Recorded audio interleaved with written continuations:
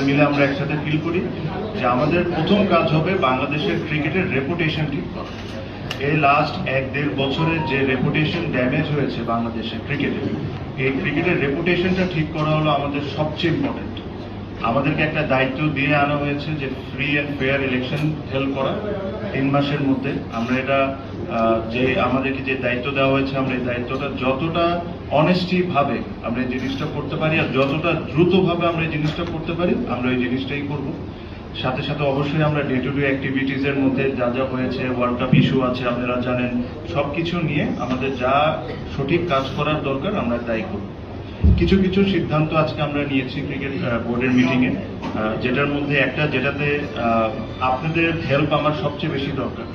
আপনারা, আমিও মনে করি আর আপনারা ওই জিনিসটা বলেন যে আপনারা অনেক বড় স্টেক হোল্ডার। আমি এটা মনে প্রাণে বিশ্বাস করি যে জার্নালিস্ট আর a very big stakeholder. তো এই যে সিদ্ধান্তটা আমরা নিয়েছি, এই সিদ্ধান্ততে আপনাদেরকেও একটু জিনিসটা মেনটেন করতে হবে। আমরা লাস্ট অনেক বোর্ডে দেখেছি যে বিভিন্ন বোর্ড ডিরেক্টর বিভিন্ন সময় ইন্টারভিউ বা বিভিন্ন সময় অনেক কিছু বলেছেন। আমরা এই জায়গা থেকে সরে এসে আমরা একজন স্পোর্টস পার্সন ঠিক করেছি, anything to do with the board please contact him. ওটা আমরা সিদ্ধান্ত নিয়েছি, ওটা তানজিল ভাই হবে।